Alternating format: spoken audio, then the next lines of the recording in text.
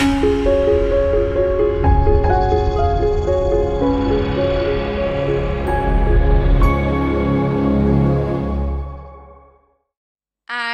to begin with, I would first introduce Dr. P. Kanagasabapathi ji. Sir is a professor and former director of Tamil Nadu's Institute of Urban Studies, Coimbatore. He's a professor, author, writer, and a social worker, known for his pioneering field studies in the industrial and business clusters in different parts of the country. He is involved in studying the economic, social, business, and management systems from the native perspectives. He was one of the key members of the study team that undertook the study of Gujarat kite industry on the invitation of Gujarat government during 2003 and 4. So with these words, sir, I now hand it over to you. Namaskar, respected elders, organizers of this conference, Center for Indic Studies and Indus University, brothers and sisters. So my topic is Indic Models for Sustainable Economy. India has about 8,000, 9,000 years of economic history as far as we know. But for the last 2023 years now, we have details, macroeconomic details with regard to growth rates, GDP and all. If we see even the last 2 millennia, for most of the period, we remained as the most wealthiest, richest country in the world. GDP details show, OECD studies prove that India remained as the top most player, economic power in the world. Along with China, for more than 80% of the time, India remained as one of the top two economies. That means India had the capacity to remain as the most sustainable economic power. If you say, take the Western countries, no country remained as a power for more than 100 years. No. America is facing problems now. America became a top power only in the year 1913, if I remember right. So India has the capacity to remain as the sustainable economic power. And we all know India was systematically destroyed by the British. Uh, Will Durant called it as the most criminal exploitation of one nation by other nation. So from 33% of GDP contribution 2023 years back, our GDP contribution to the global GDP came down to just 4%. So at the time of independence, in fact, even before independence, but when I tell you the data during independence, almost half of our people were living below poverty line. 18% was the literacy rate. The average life expectancy of Indians was just 32 years.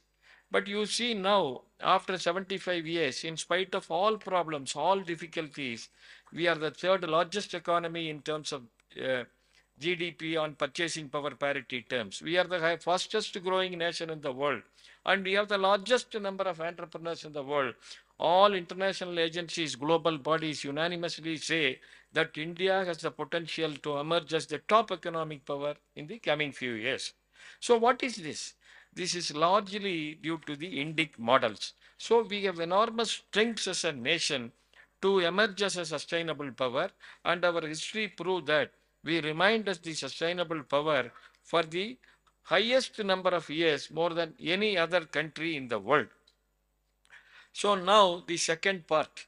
So my field studies show that these economic sutras that we have learned from our elders, that we learned from our ancient shastras, even remain uh, within our minds, within the elders' mind. So they teach us, and it is happening. We all know throughout India, savings happen.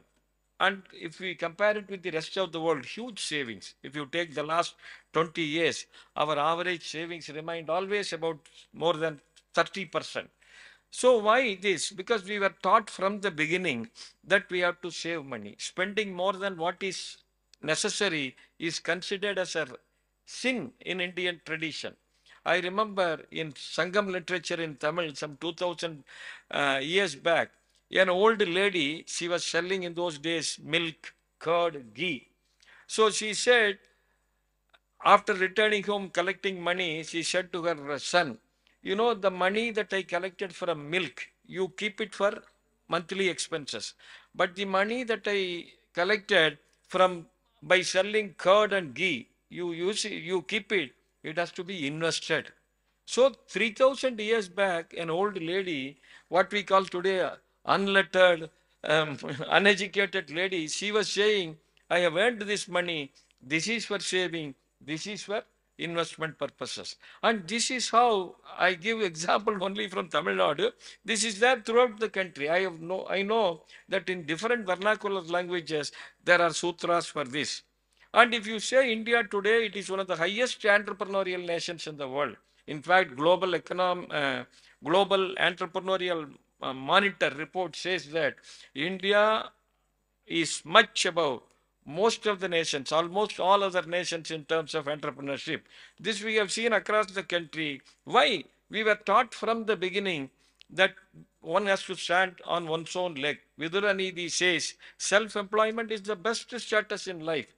So even today, more than 45% of Indians are engaged in one or other self-employment activity. You compare it with in Europe, you compare it with America, it is in single digits, 6%, 5%, 7%. Here, more than 45%.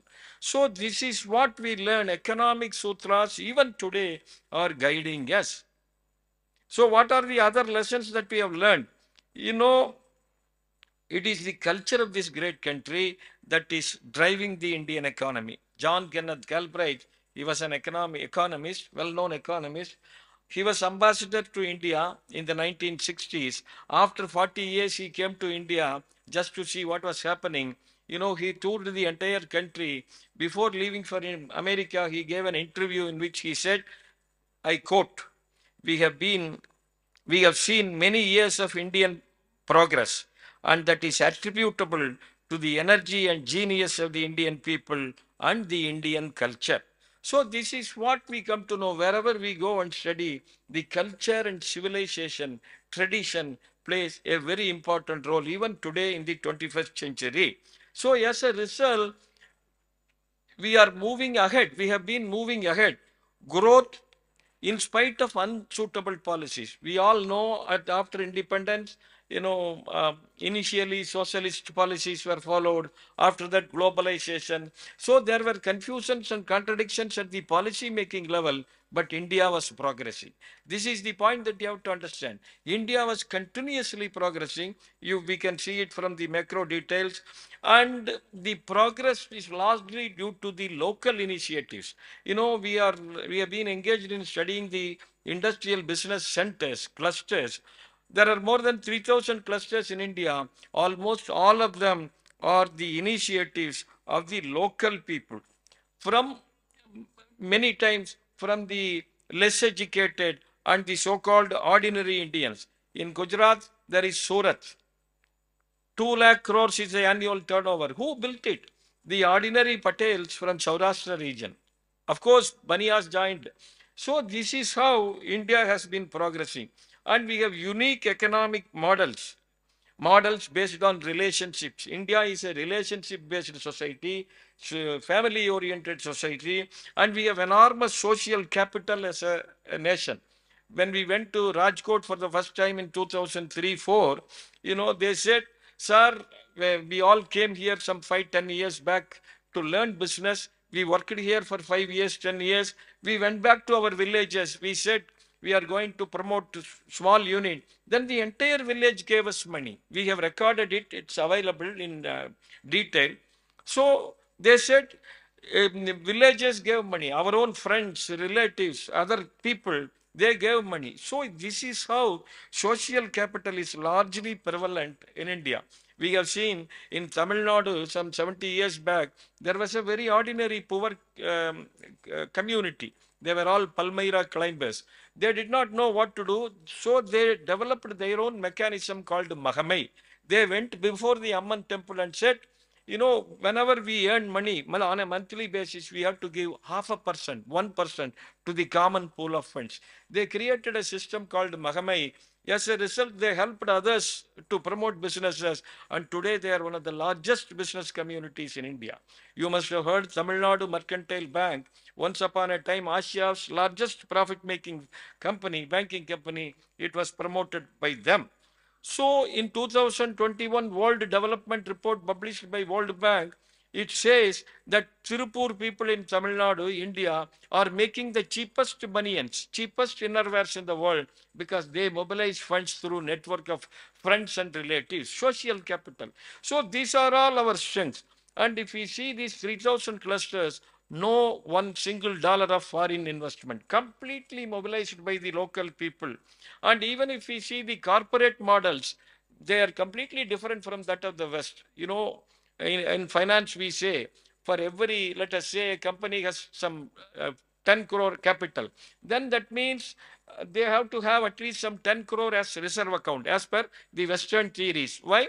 Whenever there is a difficulty in future, they have to have this reserve. So this 1:1 is the norm, textbook norm that is followed in Europe and America. If you see India for a 10 crore company, there will at least be 200 crore reserve or 300 crore reserve. We keep more money than what textbook says because this is our tradition. As a result, our companies continuously grow even when they face difficulties. They will not be closed. So this is the system that is there in India. And India, families, particularly women folk, play a very dominant role in economy. Wherever we go and meet entrepreneurs, they'll say, sir, our success is due to my mother, my wife, my grandmother, my sisters. I always quote one example. You see these Arya Bhavan, Ananda Bhavan, Vasanta Bhavan hotels. When we went and interviewed them, 21% of the promoters said the initial capital for us were supplied by our married sisters. Sisters go to their husbands' families, compel their husbands to give money to the brother when promoting. Have we ever discussed about it? Role of our own sisters, our own mothers, our own grandmothers. This is how India is functioning. All these jugaad and innovations that are happening here in India are due to the native wisdom of our people. Indians have enormous economic and business wisdom. This we have to understand. We have seen during Corona times, 2020 March, we did not have any vaccine. We did not have the PPP equipments that our doctors and nurses wear. So government came up with an initiative, and by within 3 4 months we became almost self-sufficient. By December 20, if I remember correct, we started to export, and that is the capacity of Indians. So we have enormous strengths as a nation to emerge, to remain at the as the sustainable economic power. So what are the recommendations? I have recommendations for 4 5 different sections, categories. One, as far as the government is concerned, of course, at the central government level, they are implementing this Atmanirbhar Bharat. State governments also should do it. State governments, we have to make a recommendation that all the state governments should do this. Atmanirbhar Bharat, Atmanirbhar Gujarat, Atmanirbhar Rajasthan, Atmanirbhar Tamil Nadu is possible to a large extent. Of course, we are all the sons and daughters of Mother India. We collaborate with each other. But this Atmanirbhar, to achieve this Atmanirbhar status, we all have to help. Second, the government has to find out, nurture and promote smaller clusters, industrial business cluster centers, particularly those involving skilled artisans and unique products. For example, throughout India, we see these sari making clusters, unique saris. The sari from one center will be different. I'll quickly go through. One center will be different from the saris made by the other centers. We have seen in Maheshwar in Madhya Pradesh, making unique products. They are of exportable quality. So it is the duty of the government to find out, nurture, and encourage them. Then we have to develop businesses. States, government should develop businesses associated with our culture and civilization.